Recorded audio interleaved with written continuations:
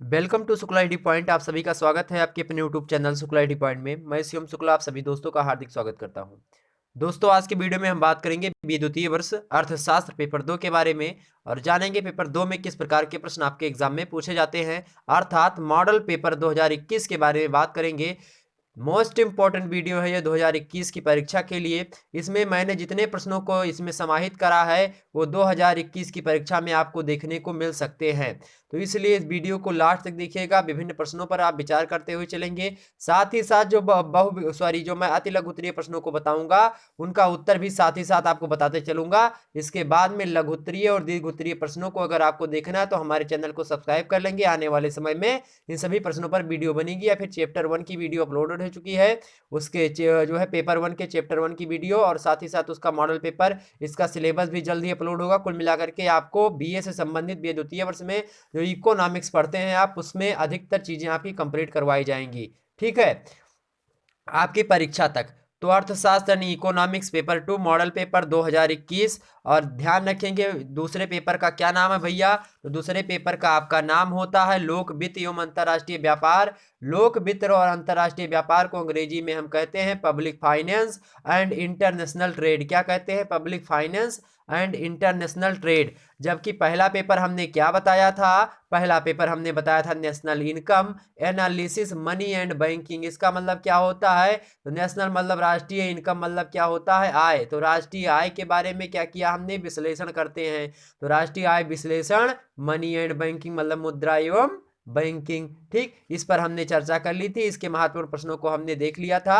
अब आज की वीडियो में हम बात किस पर करेंगे भैया? बात करेंगे लोक वित्त एवं अंतर्राष्ट्रीय व्यापार अर्थात public finance and international trade. बहुत ही ईमानदारी से, बहुत ही जो है आपको एकदम से 100% रूप से मुझको समय देना है। 100% मतलब आपका पूरा माइंड वगैरह जो हो इसी समय क्या करें, आप उसका स्थिरीकरण करें। स्थिरीकरण मतलब ध्यान केंद्रित कर करके आप मेरी बातों को सुनिएगा और चीज़ों को समझने का प्रयास करिएगा। क्योंकि जो इकोनॉमिक्स होता है उसको जिया जाता है। तो आप एक मिनट सोच लीजिए कि मैं जितने चीज़ें बता रहा हूँ आपको, जितने समय तक आपका समय ले रहा हूँ, उतने समय तक आप सोचिए आप जीवन में हैं ही नहीं, आप अपने घर पर नहीं हैं, आप फोन में घुसे हुए हैं, आप इकोनॉमिक्स में जी रहे हैं। तो इकोनॉमिक्स को आपको जीना है हमारे साथ। तो आइए लाइफ को स्टार्ट करते हैं और जीना शुरू करते हैं। चलिए भैया, फटाफट लाइक कर दीजिए। जीने से पहले, जीने के लिए कुछ मटेरियल, कुछ खाने पीने की आवश्यकता होती है, उसके लिए वीडियो को फटाफट लाइक करिए। अब हम शुरू करते हैं अपना वीडियो लेक्चर, जिसके अंतर्गत विभिन्न प्रश्नों पर आज चर्चा करेंगे और बहुत ही मजा आएगा आपको इस वीडियो को देखने के बाद में। चलिए भैया शुरू करते हैं। अब देखिए, मॉडल पेपर में पहला आपको मिलता है अति लघुत्तरीय प्रश्न। अति लघुत्तरीय मतलब होता है ऐसे प्रश्न जिनको आपको 50 शब्दों में लिखना होता है।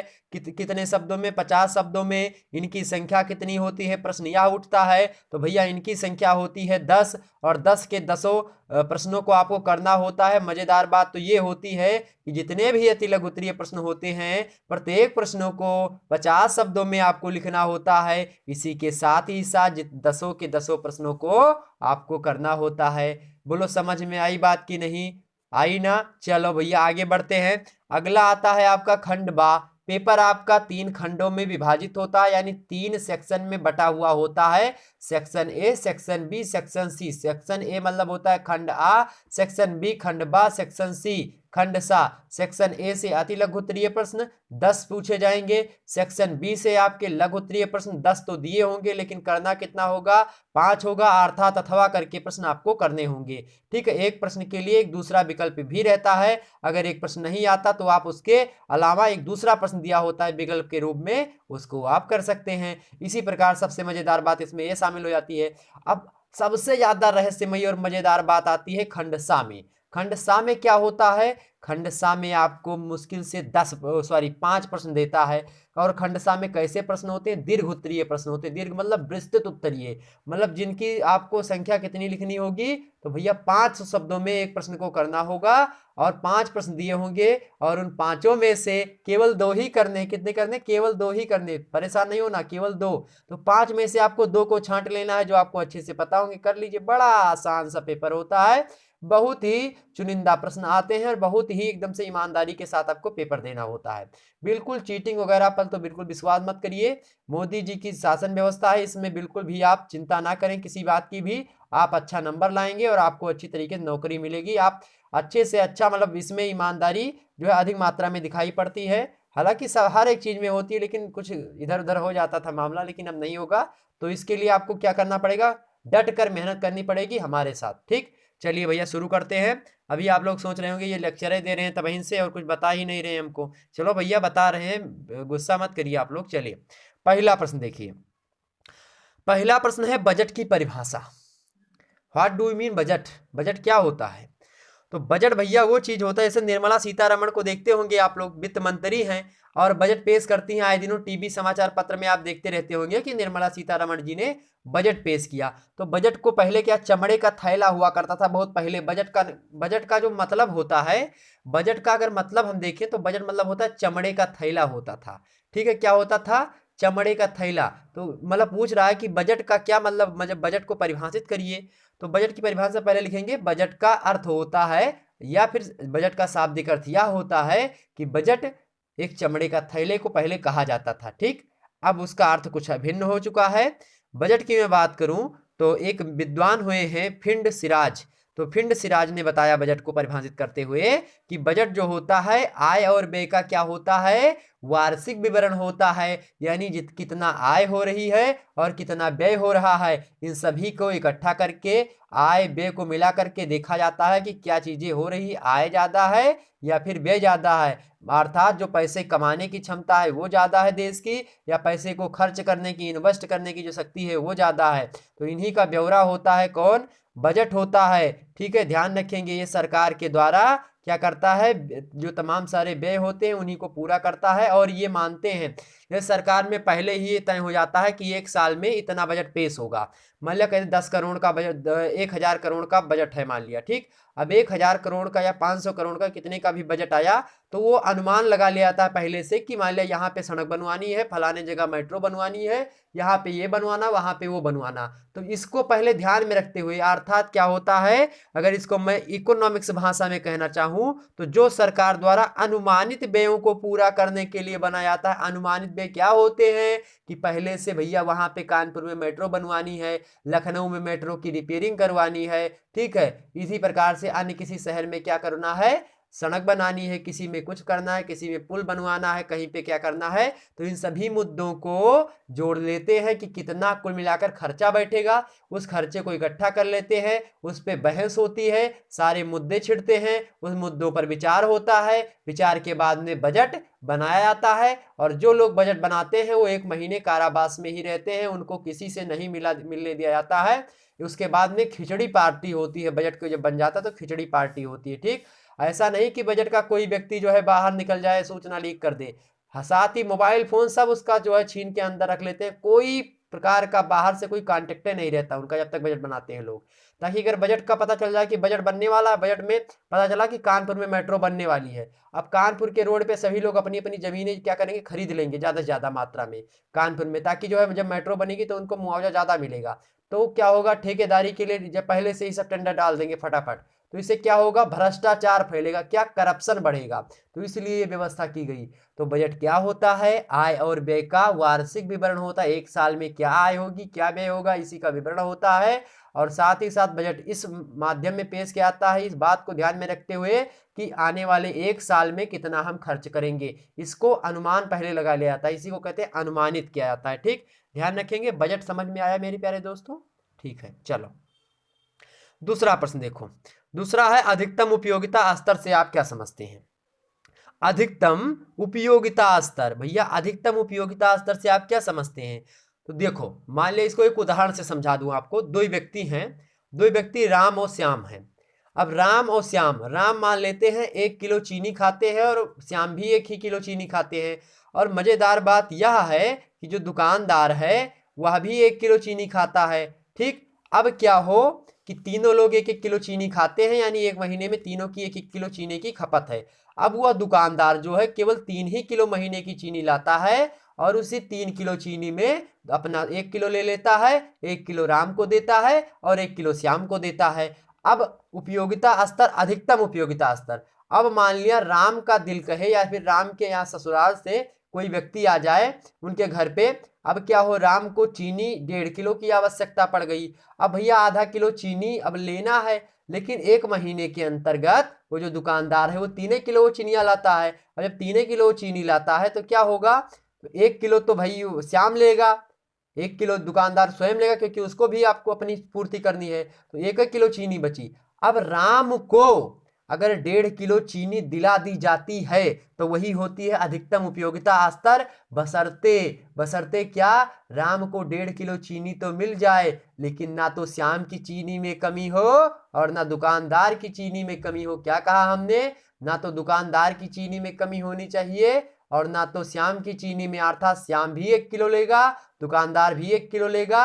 अब किलो लाता था, अब वही जाकर के 3.5 किलो चीनी लाए और इनको आधा किलो चीनी दे दे, अर्थात 1 किलो दुकानदार उपभोग करे, 1 किलो जो है श्याम उपभोग करे और 1.5 किलो राम को मिल गई। अर्थात ये मैं बताना चाहूं अगर वो इकोनॉमिक्स की भाषा में, तो उपयोगिता उस समय अधिकतम होगी जबकि एक व्यक्ति की संतुष्टि को दूसरे व्यक्ति की संतुष्टि को कम किए बिना ही बढ़ाना संभव हो, जबकि क्षतिपूर्ति हेतु पूर्ण व्यवस्था की जा चुकी हो। ठीक, ये बात समझ में आई। तो यही है कि दुकानदार क्या करे, क्षतिपूर्ति करे, अर्थात दोनों को सही, मतलब 1-1 किलो ही खाना है श्याम और दुकानदार को, राम को आधा किलो बढ़ा के देनी है। तो यही क्या हो गई, अधिकतम उपयोगिता स्तर। ठीक, समझ में आ गई अधिकतम उपयोगिता स्तर। बहुत बढ़िया। कुछ भी पूछा जाता है तो यही होता है। ठीक, ध्यान रखेंगे, ये बात ध्यान रखेंगे। तो अब आपसे अधिकतम उपयोगिता स्तर पूछा जाए, आप क्या समझते हैं उससे, तो कोई भी प्रश्न पूछा जाए तो आप उसको बता सकते हैं बड़े आसानी से। ठीक, ध्यान रखेंगे। अधिकतम उपयोगिता लाभ के बारे में पूछा जाए तो भी आप इसी प्रकार से बता सकते हैं। तो बजट और अधिकतम उपयोगिता स्तर समझ में आई। तीसरा देखते हैं भैया सॉरी, तीसरा है निजी वस्तुएं क्या होती हैं। अब निजी वस्तुएं क्या होती हैं, जैसे कि निजी देखते हैं, कभी कभी गांव वगैरह से अगर आप बिलोंग करते हैं, मतलब रहते हैं, तो वहां पे देखा होगा टाली ट्रैक्टर देखा है, तो टाली में लिखा रहता है निजी कृषि कार्य हेतु। क्या लिखा रहता है भैया, निजी कृषि कार्य हेतु। क्या, निजी कृषि कार्य हेतु। ठीक है, निजी मतलब क्या होता है, पर्सनल। तो पर्सनल कार्य के लिए है, अर्थात उसमें ये नहीं देखा जाएगा कि कोई व्यक्ति कह रहा है कि हमारा चलो खेत जोतो तुम, या फिर हमारा गन्ना लाद के मिल पहुंचाओ। अब गन्ना मान लिया उसको लादने का मन है, जो टाली रखे हैं तो नहीं लादेगा, उसके लिए तुम केस उसके ऊपर नहीं कर सकते। तो वही होती है निजी वस्तुएं, अर्थात जो प्राइवेट वस्तुएं होती हैं या पर्सनल वस्तुएं होती हैं उसी को निजी वस्तुएं कहते हैं। इकोनॉमिक्स की भाषा में अगर समझे तो ऐसी वस्तुएं निजी वस्तुएं कहलाती हैं जो विभाज्य होती हैं, अर्थात जिनके उपभोग से समाज के कुछ व्यक्तियों को वंचित किया जा सकता है, लेकिन जो सार्वजनिक वस्तु होती है उससे वंचित नहीं किया जा सकता। जैसे कि मैं बात करूं, सामुदायिक स्वास्थ्य केंद्र है या फिर सरकारी स्कूल यानी प्राथमिक विद्यालय जो होता है। एक तो भैया मांटेसरी विद्यालय होता है, मांटेसरी में जैसे कि जो निजी मांटेसरी, अब उसमें हो सकता है भाई वो ना ले अध्यापन कार्य, किसी को ना पढ़ाना चाहे तो नहीं पढ़ा सकता है, लेकिन जो सरकारी कॉलेज होगा, सरकारी स्कूल होगा, उसमें बता दिया जाएगा कि नहीं इस बच्चे को पढ़ना तो पढ़ाना पड़ेगा भाई, क्योंकि सरकार का है, सार्वजनिक है। तो जो पब्लिक प्रॉपर्टी होती है उससे आप वंचित नहीं रख सकते किसी भी वर्ग को, लेकिन अगर जो निजी प्रॉपर्टी होती है यानी प्राइवेट प्रॉपर्टी होती है उससे आप वंचित रख सकते हैं किसी वर्ग विशेष को भी। ठीक, ये बात ध्यान रखें आप, लेकिन ऐसा लोग नहीं करते हैं। ठीक, लेकिन आप कर सकते हैं, लेकिन ऐसा करना भी नहीं चाहिए। समझ में आ गई निजी वस्तुएं क्या होती हैं, समझ में आ गई भैया। निजी वस्तुओं की बहुत सारी विशेषताएं होती है, अगर विशेषताएं पूछ लेता है तो भी बता सकते हैं कि निजी वस्तुएं कैसी होती हैं, विभाज्य होती हैं, अविक्रय वाहिताओं को अनदेखा किया जाता है इसमें। ठीक है, और भी बहुत सारी चीजें हैं। उत्पादन की मात्रा का निर्धारण वस्तु की बाजारी कीमत का उत्पादन लागत के आधार पर की जाती है, ये सारी चीजें होती है। जब वस्तुओं की विशेषताएं समझेंगे तो बता देंगे सारी चीजें। ठीक, सार्वजनिक वस्तु क्या होती है, ऐसी वस्तुएं जो सभी व्यक्तियों को बिना किसी भेदभाव तथा पक्षपात के निःशुल्क या बहुत ही कम लागत पर उपलब्ध हो जाती है, वो सार्वजनिक वस्तुएं कहलाती है। सर मान लिया कोई राजा है या राजा का लड़का है, वो सामुदायिक स्वास्थ्य केंद्र में जाता है तो भी 1 रुपए की पर्ची कटवानी पड़ेगी। अगर कोई गरीब का बच्चा जाता है निरहु घुरहु का, तो उसको भी 1 रुपए की पर्ची कटवानी। तो किसी प्रकार का कोई भेदभाव नहीं किया जाता। ठीक, तो वो सामुदायिक वस्तुएं होती है, उसको सार्वजनिक वस्तुएं कहते हैं, या सार्वजनिक स्वास्थ्य केंद्र, सामुदायिक स्वास्थ्य केंद्र देखते नहीं, तो सामुदायिक मतलब इसका मतलब होता है इस पर सभी व्यक्ति का पूर्ण अधिकार होता है। ठीक, अब रोड पर आप चल रहे हैं, रोड पर आपको चलने से कोई मना नहीं कर सकता कि हाँ यहाँ से नहीं, यहाँ से मैं चलूंगा। रोड आपका भी है और आपका भी है, सबका है रोड। ठीक, सभी चलते हैं। आप समझ में आए? तो सार्वजनिक वस्तुएं क्या हो गई? रोड हो गई। टाली जो निजी की थी तो वो हो गई आपकी निजी। अगला है कर की परिभाषा दीजिए। कर क्या होता है भैया? कर समझो तो एक थे डाल्टन महोदय। कौन थे? डाल्टन।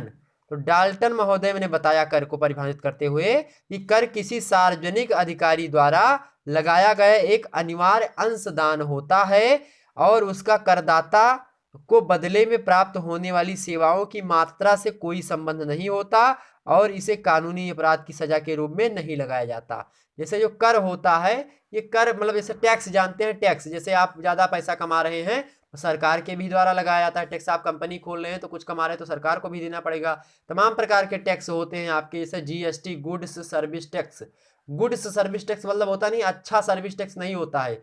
गुड्स मतलब होता है वस्तुएं, तो वस्तुओं पर जो टैक्स लगाने की प्रक्रिया जीएसटी, उसी को कहा जाता है। तो यही कर होता है। कर आप समझ सकते हैं कर क्या चीजें होती हैं। ठीक, कर की विशेषताएं होती हैं। जैसे कर की दो विशेषताएं मुख्य रूप से सामने आएंगी आपकी, जैसे कि कर एक अनिवार्य अंशदान होता है, कर विशेष लाभ के बदले में भुगतान नहीं है। ठीक, ये बात भी ध्यान रखेंगे।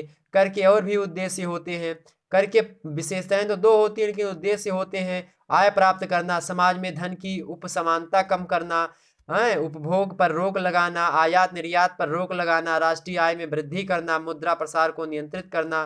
ठीक, ये सारी चीजें होती है कर। तो कर के द्वारा मुद्रा प्रसार को क्या किया जाता है? नियंत्रित किया जाता है। मुद्रा प्रसार क्या होती है? मुद्रा जब किसी मार्केट में बहुत ज्यादा ही मात्रा में हो जाती है, बहुत अधिक हो जाती है मुद्रा, तो क्या होने लगता है?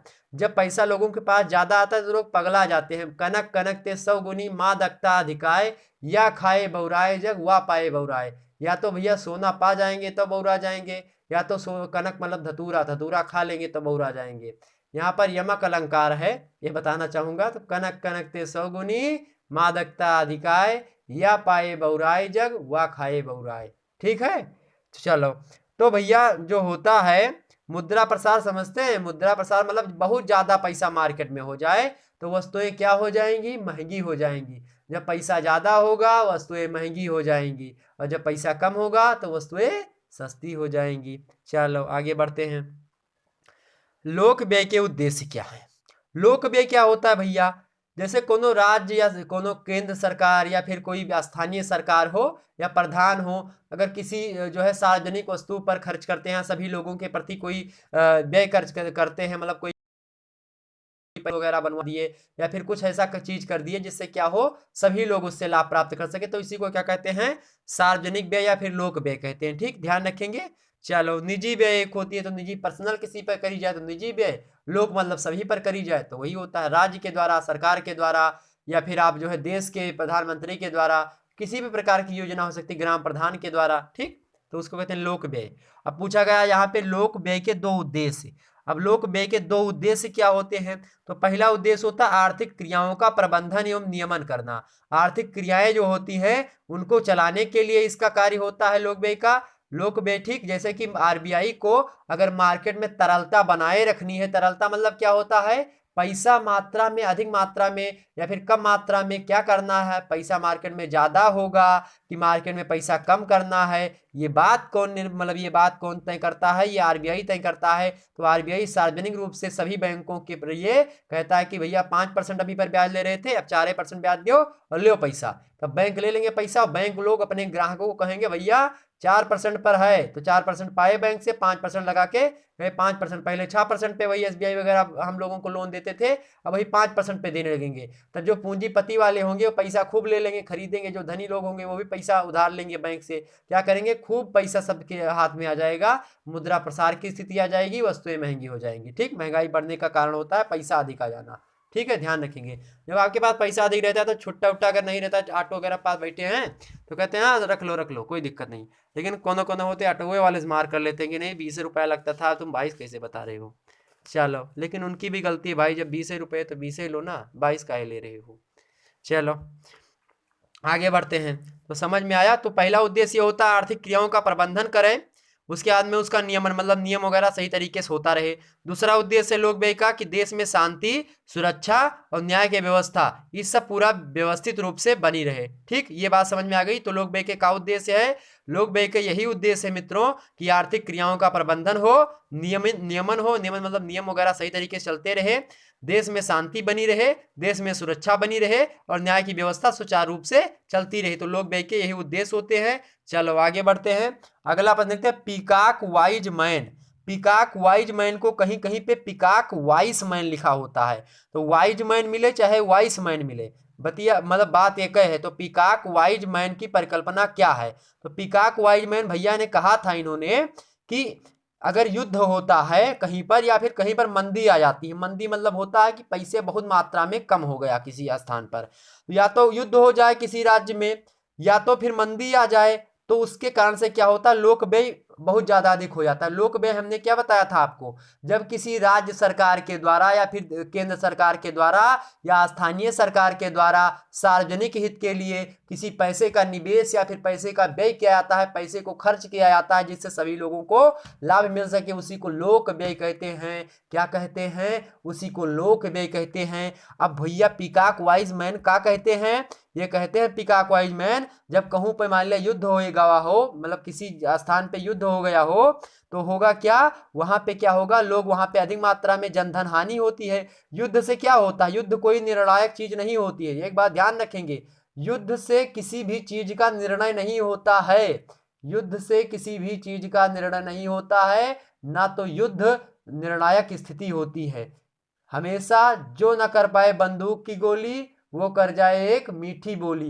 भैया गोली से तो बचा जा सकता है, लेकिन बोली से नहीं बचा जा सकता।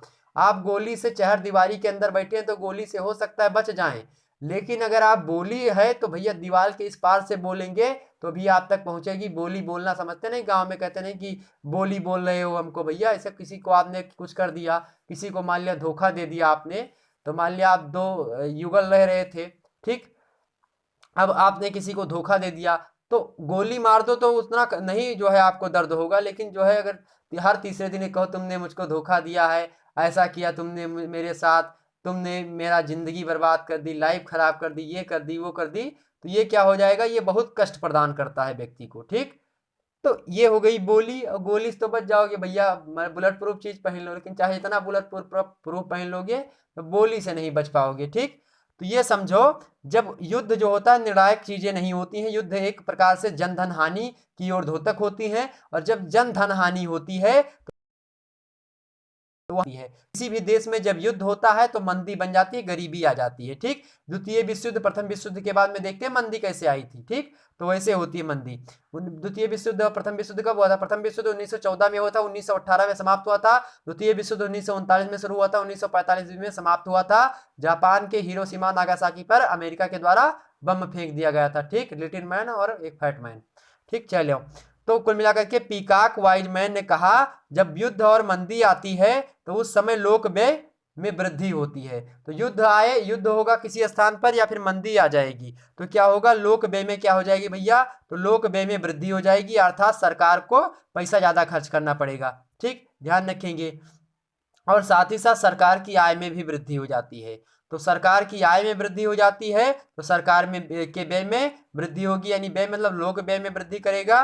किस स्थिति में? जब युद्ध और मंदी होगी। कौन कहता? पीकॉक वाइज मैन कहते हैं। ठीक, ध्यान रखेंगे। चलो, एक पूछा था क्षतिपूर्ति व्यय। क्षतिपूर्ति जानते हैं? क्षतिपूर्ति व्यय जैसे सरकार द्वारा गैर का सरकारी व्यय को की कमी को दूर करने के लिए जो पद्धति अपनाई जाती है उसे समान रूप से क्षतिपूर्ति व्यय कहते हैं। ठीक, ध्यान रखेंगे इतनी बात। क्षतिपूर्ति व्यय कहीं पर कोई चीज हो जाए भैया, जैसे कि कहीं पे बाढ़ आ जाए, कहीं पे सूखा पड़ जाए, या फिर कोई ऐसी आपदा आ जाती है जो कि प्राकृतिक आपदा के अंतर्गत आती है, तो उसका व्यय कौन करता है? सरकार करती है। कुछ व्यय देती है, जहाँ पे बाढ़ पीड़ितों को फलाने सरकार ने इतना मदद दिया, इतनी चीजें दी, तो उसी को क्षतिपूर्ति व्यय कहते हैं। ठीक, ध्यान रखेंगे। चलिए आगे बढ़ते हैं। तो पीकॉक वाइज मैन की परिकल्पना समझ में आ गई। आगे बढ़ते हैं। राजकोषीय नीति से क्या अभिप्राय है? राजकोषीय नीति क्या होती है?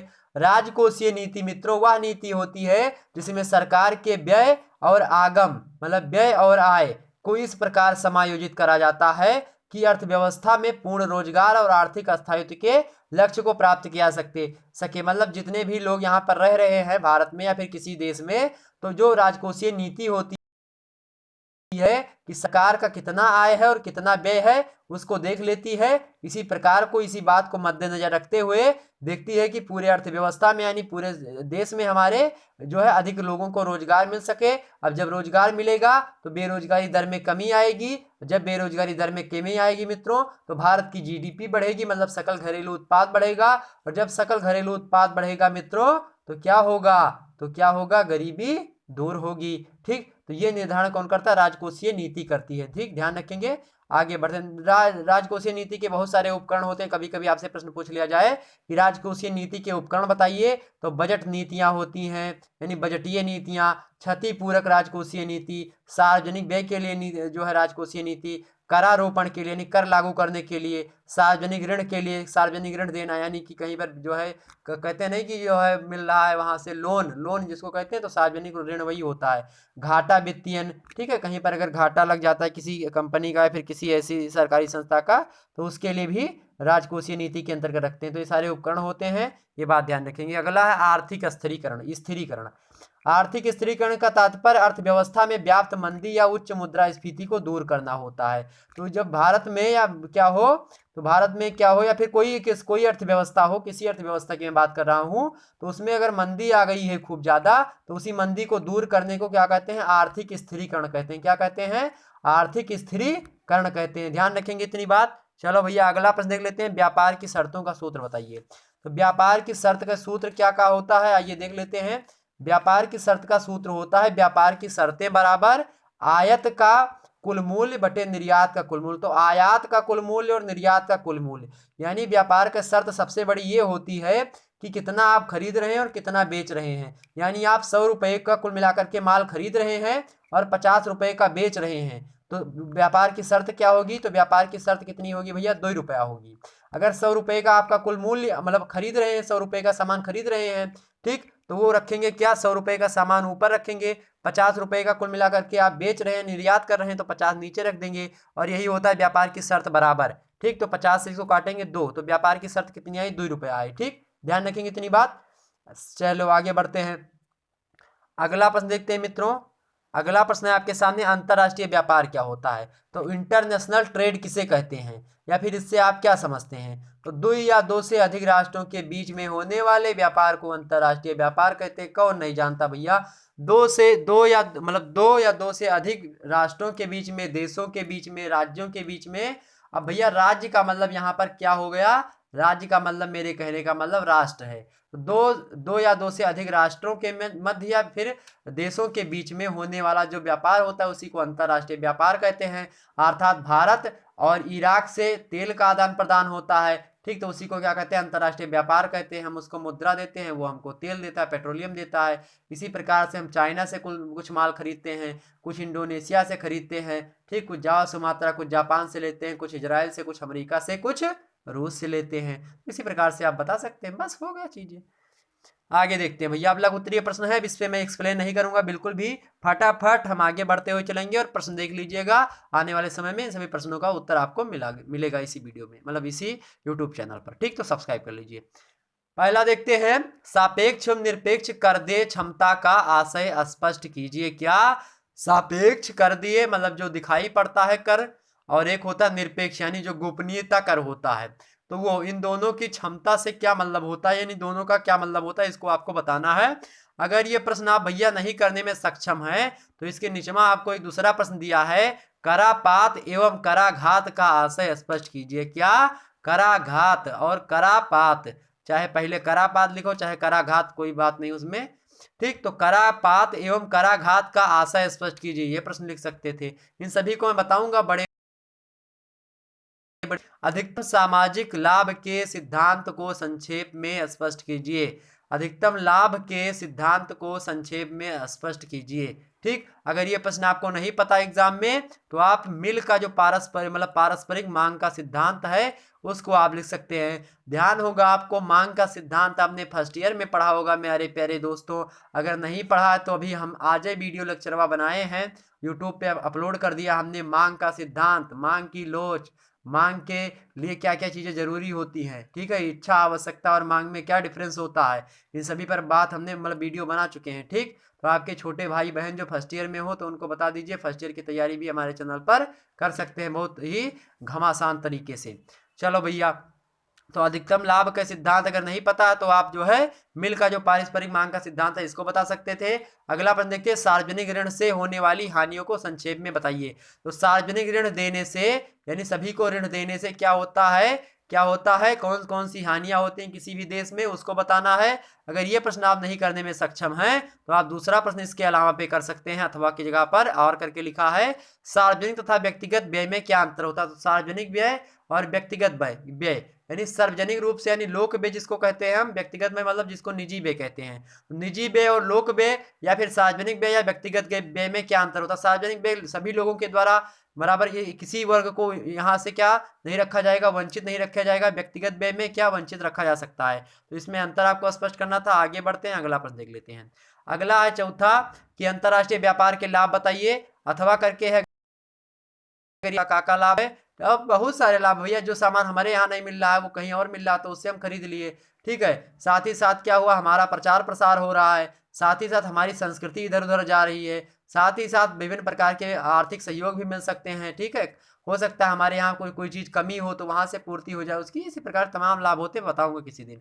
अगर ये नहीं पता तो 12वें वित्त आयोग की आपको प्रमुख सिफारिशें लिख देनी, 12वें वित्त आयोग में क्या क्या सिफारिशें थी उसको बता देनी। अगला प्रश्न देखते हैं, पचवा की प्रमुख की मतलब सॉरी भारत की नवीन विदेश व्यापार नीति। अब नवीन विदेश व्यापार नीति 2009-2014 की प्रमुख बातें क्या है, या फिर आप जो है 2009 से 14 ना लिख करके आप जो है आप 14 से या फिर 15 से 19 लिख सकते हैं, 15 से 18, 14 से 18 या फिर 14 से 19, ठीक है। क्योंकि ये नई नीति आ गई है तो आप वहां से प्रश्न ले सकते हैं, लेकिन अधिकतर प्रश्न यही से पूछा है कि ये बीए की परीक्षा है तो बीए में पुराना डाटा पूछ सकता है आपसे, तो इसलिए हमने इसको रखा। और ध्यान रखेंगे आप 2000 जो है 14 से 2018 के बीच की नीतियों को भी देख लीजिएगा। हो सकता है अभी तो पूरी नीति इधर की नहीं आई है, ठीक है, तो आप इन्हीं पिछला देख लीजिएगा 2000 मतलब 9 से 14 के बीच की जो नीतियां हैं मतलब विदेश नीति, साथ ही साथ और विदेश नीति अब क्या देख लेंगे 2014 से 18 की, ठीक, दोनों विदेश नीति आपको देख लेनी है। और करके बजट वित्तीय प्रशासन की धुरी होता है, व्याख्या कीजिए। तो बजट जो होता है वित्तीय प्रशासन की क्या होता है, धुरी होता है, यानी बजट के चारों ओर क्या होता है, वित्तीय प्रशासन घूमता रहता है, जैसे एक चक्के के जो है चारों तरफ तीलियां घूमती रहती हैं उसके, तो धुरी कहाँ होती, बीच में होती चक्के की, और उसी के चारों तरफ तीलियां होती हैं, उस पर क्या होता है, चक्का पूरा टिका होता है, पूरी की पूरी रिम उसी पर टिकी होती है। तो इसी प्रकार से बजट क्या करता है, वित्तीय प्रशासन को नियंत्रित करता है। धुरी होता है यानी बजट ना हो तो वित्तीय प्रशासन का ढांचा गड़बड़ा जाएगा, ठीक, इसको आपको व्याख्या करनी है। तो चलिए, इतना प्रश्न आप लोग, जाहिर सी बात है अगर नहीं पता तो इसको हम व्याख्या करवाएंगे, सभी पर चर्चा करेंगे। दीर्घ उत्तरीय प्रश्न देख लेते हैं। देखिए भैया, इसको आपको 5 शब्दों में लिखना है, इसको 200 शब्दों में लिखना होता था, 200 शब्दों में इसको। देखिए, दीर्घ उत्तरीय प्रश्न, प्राइवेट गुड्स एवं पब्लिक गुड्स से आप क्या समझते हैं। गुड्स मतलब क्या होता है, यानी जो निजी वस्तुएं, गुड्स मतलब निजी, ठीक, तो निजी वस्तुएं और पब्लिक वस्तुएं मतलब सार्वजनिक वस्तुएं, ठीक है, या फिर लोक वस्तुएं। तो लोक वस्तुएं या जो पब्लिक वस्तुएं होती हैं, या फिर आप बोल सकते हैं सार्वजनिक वस्तुएं और निजी वस्तुओं, इन दोनों से आप क्या समझते हो, इन दोनों में क्या अंतर होता है, इसको बता देना था। बहुत ही आसान प्रश्न है। अगला देखते हैं। अगला आपसे पूछा जा सकता है कि भारतीय संविधान में वर्णित बजट निर्माण प्रक्रिया को क्या बजगिरी करिए भैया, विस्तार समझाइए। तो भारतीय संविधान में जो बजट का वर्णन किया गया है उस बजट के बारे में आपको विस्तार समझाना। तो भैया 2 ही प्रश्न ये ऊपर है, ऊपर बहुत सबसे महत्वपूर्ण दिए हैं आपको।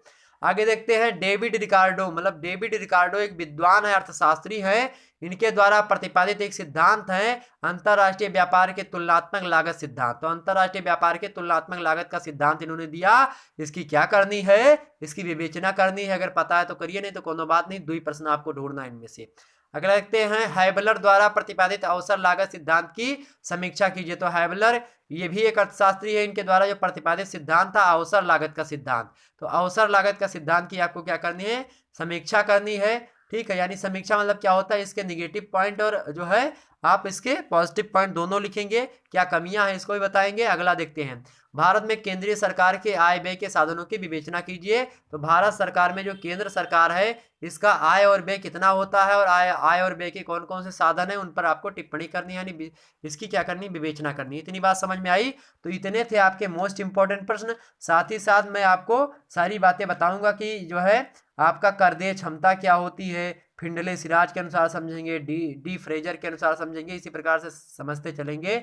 आय व्यापार की शर्तें क्या क्या होती है, अंतर्राष्ट्रीय व्यापार की हानियां क्या होती हैं, जैसे विदेशी निर्भरता में वृद्धि होती है अंतर्राष्ट्रीय व्यापार से, खनिज पदार्थों की समाप्ति होती है अंतर्राष्ट्रीय व्यापार से, ठीक है, ध्यान रखेंगे। लाभ क्या होते हैं अंतर्राष्ट्रीय व्यापार से, बहुत सारे लाभ होते हैं। प्रादेशिक श्रम विभाजन और विशिष्टीकरण के लाभ प्राप्त होते हैं, बाजार का क्षेत्र विस्तार होता है, उत्पादन विधि में सुधार आता है, आय और रोजगार में वृद्धि लाभ मिलता है, ठीक, ध्यान रखेंगे इतनी बात।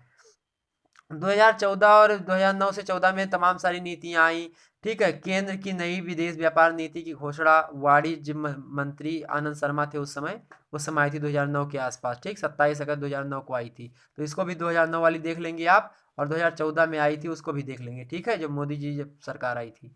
तो इतनी बात समझ में आई आपको, इतनी बात समझ में आई भैया। तो इतनी बात आपको समझना है कुल मिला करके, बस यहीं से प्रश्न पूछे जाएंगे, बाहर कुछ नहीं आएगा।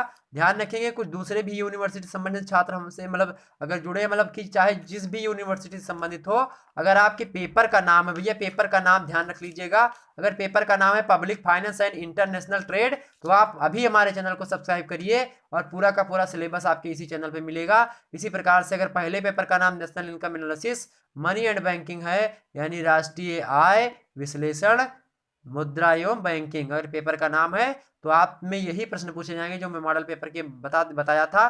तो इससे पहले वाला वीडियो आप नहीं देखे तो देख लीजिए उसको, और भी लेक्चर अपलोड किया है हमने, ठीक है। तो पहला जो है मॉडल पेपर अपलोड हो चुका है फर्स्ट पेपर का, उसको देख लीजिए। ये सेकंड पेपर का है, दोनों मॉडल पेपर देख लेंगे। इन्हीं प्रश्नों को अच्छे से तैयार कर लीजिएगा, और भी जो सीरीज वगैरह उनमें से पढ़ लीजिएगा, आपका जो है फाइनल हो जाएगा। और भी मैं जो है वीडियोस लाने का प्रयास करूंगा, बहुत अच्छी अच्छी वीडियो आपके सामने आती रहेंगी, सारे मुद्दों को क्लियर करूंगा। इकोनॉमिक्स अब आपकी मुट्ठी में। फिर मिलते हैं हम अगले वीडियो में, तब तक के लिए जय हिंद जय भारत।